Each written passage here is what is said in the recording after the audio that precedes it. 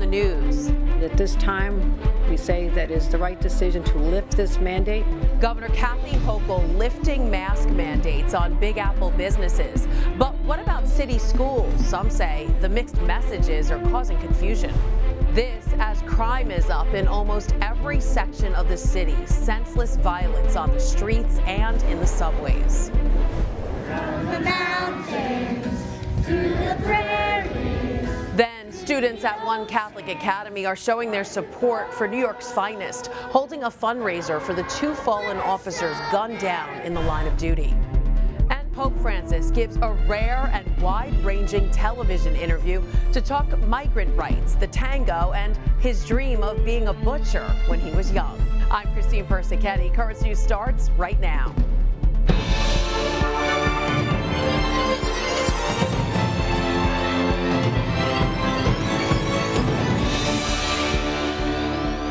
A statewide mask mandate lifted, and now Governor Kathy Hochul's message is we must adapt. The governor announcing Wednesday that numbers across the state are finally trending down, prompting her to scrap the controversial mandate that's caused some confusion in recent weeks. As for schools, it's wait and see. Currents News' Jessica Easthope has the story. The latest numbers and trends have New Yorkers hoping the worst days of the pandemic could be over. For good this time. New York State has below a 5% positivity rate. Hospitalizations are at some of their lowest levels since before Christmas. And now Governor Hochul is reacting, saying it's time to lift the mask mandate for indoor businesses and offices. Given the declining cases, given declining hospitalizations, that is why we feel comfortable to lift this. However, this change doesn't affect the vaccine mandate. And there are a number of exceptions, like at healthcare facilities, on public transit, and in schools. We've run almost 2 full years, and we've done it well. So I think we're good. I think we're very good. We're at a very good point, and I think it's time to lift the mandate.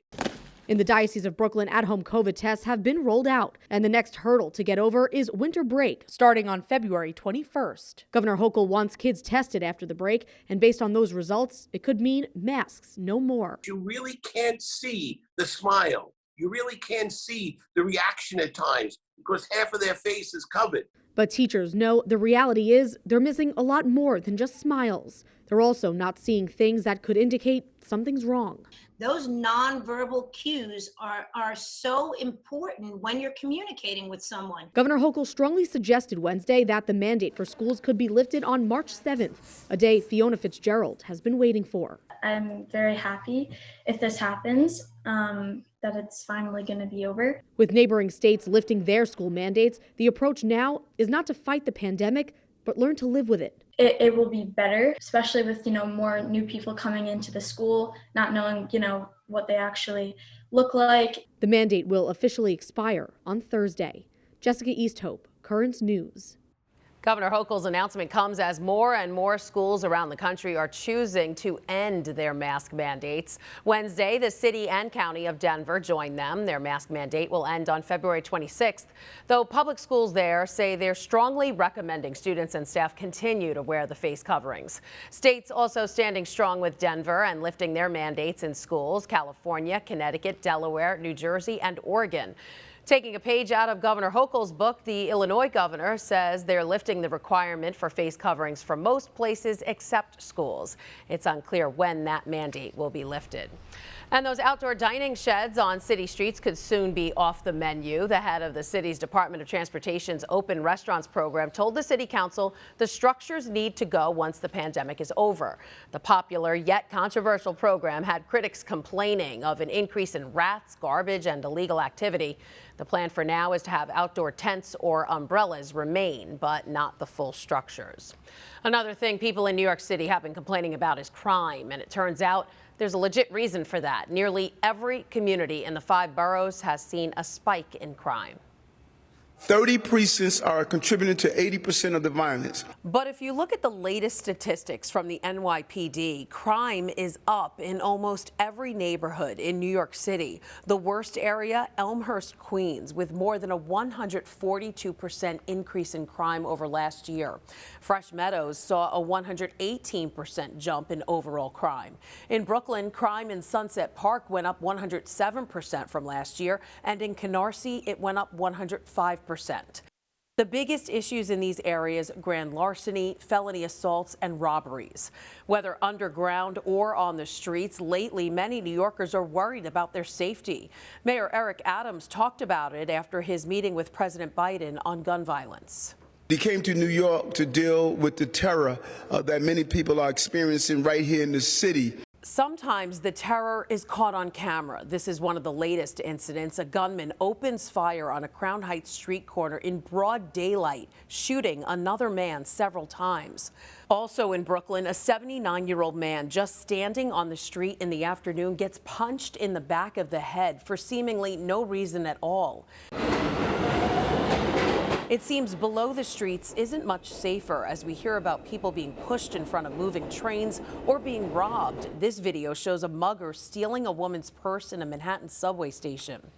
Businesses are also being targeted, with criminals taking what they want and leaving without paying. This video from a store in Queens. Mayor Adams wants to toughen the state's bail law, but state lawmakers aren't budging on bail reform. Either way, the mayor has vowed to tackle the crime plaguing the city, even looking to the feds for a 9/11 type response. But many wonder how long it will take for the Big Apple to become safer. So we're seeing the bridging together of all of our resources to stop crime, prevent crime, and build more healthier children and families in our city. There are only a couple areas in the city that saw a decrease in crime, like Bushwick and Bayside, while crime in Far Rockaway stayed at the same level as last year. Stand beside her and guide her. Students at Blessed Sacrament Catholic Academy in Bayside, Queens showed their support for the NYPD. They marked Police Appreciation Day by wearing blue. The $5 donations collected in order to dress down will go to the families of Officer Jason Rivera and Wilbert Mora. The two cops were shot down in Harlem while responding to a 911 call about a domestic dispute. An anonymous donor has also agreed to match all student donations up to $1,000. Catholics are calling on the Justice Department to beef up its investigation into a rash of recent church vandalisms. The president of the organization Catholic Vote wrote a letter to Attorney General Merrick Garland asking the DOJ to investigate the attacks. Assistant AG Vanita Gupta responded, saying Garland had ordered a, quote, 15-day review to ensure all appropriate resources are being deployed to protect houses of worship. The results of that review have not been made available. Also on the rise around the nation, deaths on the road. The numbers are growing at record rates, and that's gotten the attention of the White House, which says it's getting a plan in place. Pete Muntean has more. Safety advocates call it an epidemic on our roads. This past Saturday alone, this head-on crash near Fresno killed 5. 4 more died in this fiery wreck on I-75 near Atlanta. And last month in Las Vegas, 9 people were killed when police say a driver apparently ran a red light.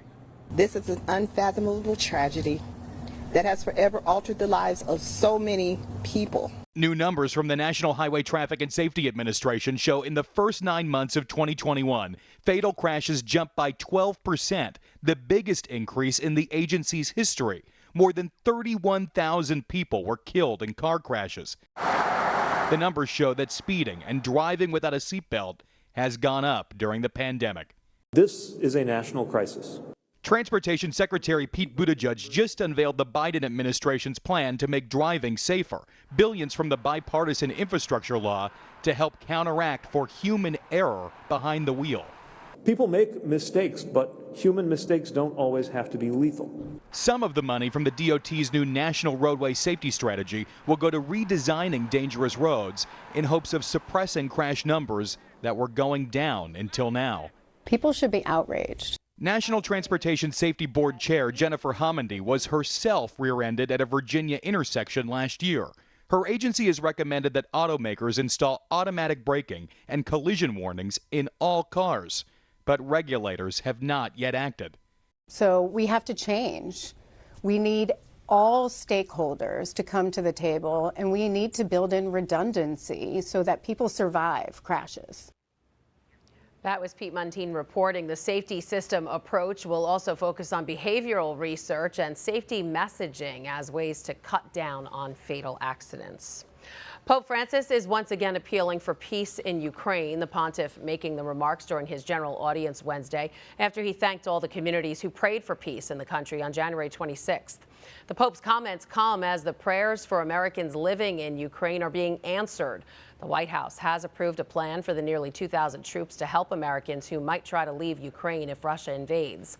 Officials say U.S. forces are not currently authorized to enter Ukraine itself. Instead, troops that have started arriving Wednesday are being instructed to set up a processing area and temporary shelters near Poland's border with Ukraine. There's a lot more news headed your way. He wasn't killed, he wasn't murdered, he was executed. The grieving parents of Amir Locke, who was shot and killed during a no-knock warrant, are calling for change. Plus, childhood can be tough on kids' mental health, the pandemic only making it worse. How teachers are stepping in to help. And a first in his almost 9-year papacy, Pope Francis takes to the airways, making his first TV talk show appearance.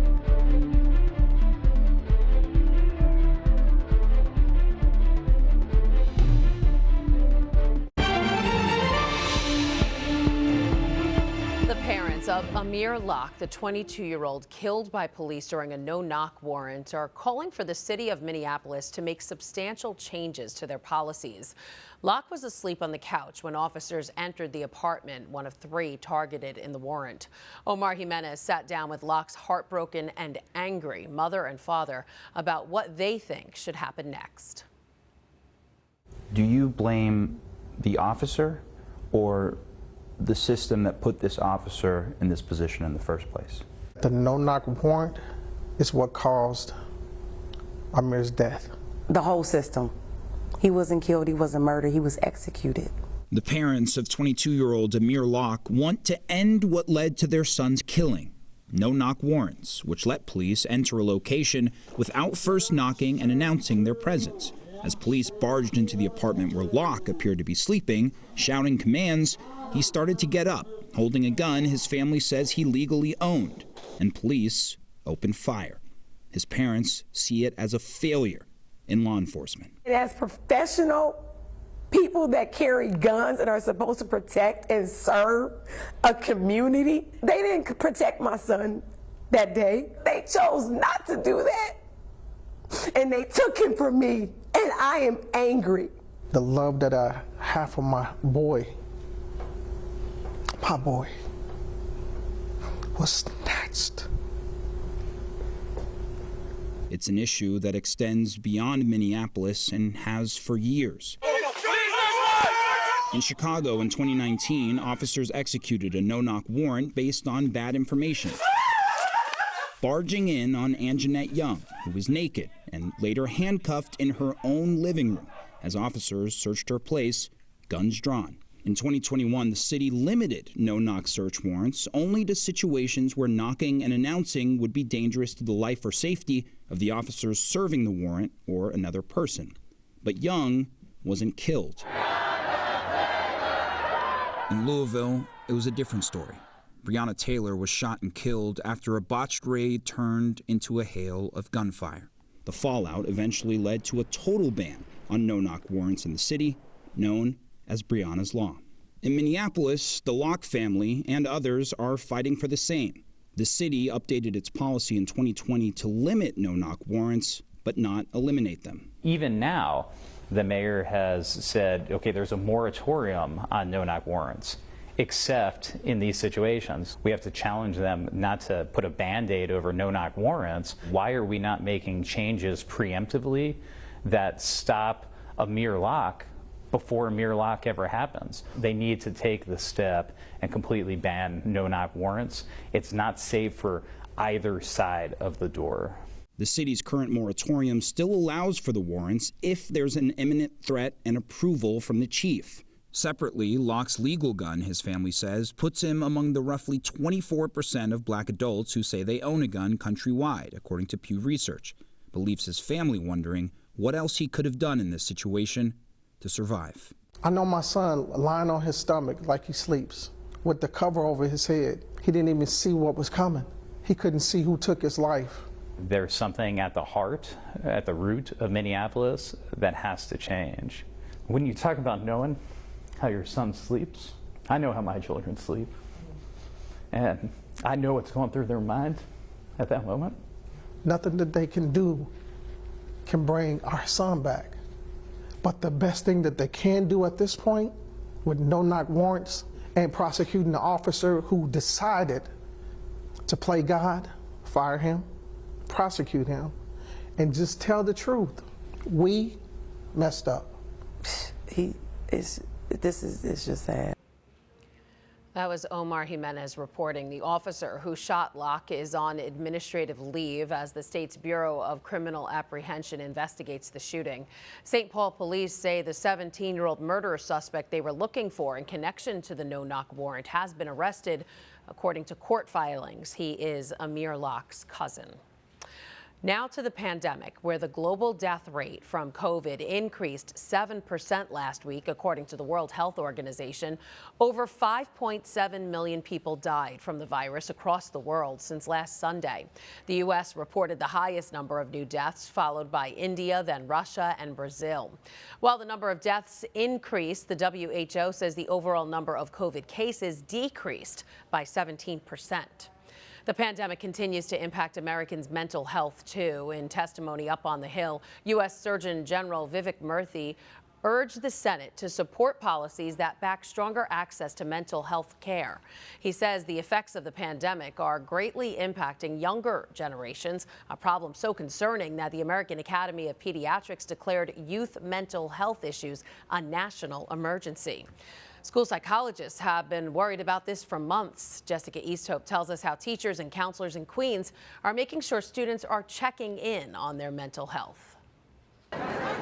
COVID-19 has generally spared the physical health of young people, but the pandemic has preyed on their mental health. Uncertainty, death, social isolation, parental angst, and all of this has majorly impacted children and adolescent mental health. Is it one of your more challenging days? Christina Samabo-Marito is the school psychologist at the Mary Lewis Academy. Over the last year, the number of students she counsels has gone up by 50%. She says teachers have taken on a new critical role in identifying students who need help and guiding them in how to control their anxiety. What students may need in the moment may not necessarily be part of the lesson plan. Students say the uncertainty of the pandemic has been the biggest hurdle. It was hard those months when we were majorly isolated and we weren't going anywhere, and it was hard to stay in contact with my friends. Lately, Gabriella Maldonado has been putting mental health first. Taking deep breaths. Sometimes I'll just get up, take a break from whatever I may be doing, and I'll go and splash some water on my face. It kind of reawakens me and brings me back to the task at hand. But what happens when depression and anxiety are so intense? Tips and tricks don't cut it. According to the American Journal of Pediatrics, suicidal ideations in people ages 11 to 21 went up during months when COVID-related stress was at a high. Teenage years, as we know, are stressful in and of themselves. To add this has been so detrimental to so many kids. Chris Doherty, the school social worker at Archbishop Malloy High School, sees nearly 40 students a week. But it's been tough to talk to them about important mental health issues like suicide. Tracking them down has become harder. Forgetting about the appointment, so I've had to remind them to set notifications and reminders. Simple things like laughing can relieve stress and anxiety. But students say it's most important to ask for help. When I just feel scared or anxious or any sort of paranoia, just knowing that I have God and I can have faith and hope in Him, it really just keeps me grounded. Though physical distance is necessary, experts say now is the time for kids to stay socially connected. In Jamaica Estates, Jessica Easthope, Currents News. Still to come on Currents News. She was moved by the cross even before she had even heard of Jesus. Cardinal Timothy Dolan talks about St. Josephine Bakhita on her feast day. The saint is now at the center of a new statue in St. Peter's Square. And millions of viewers tune in as Pope Francis makes a rare television appearance.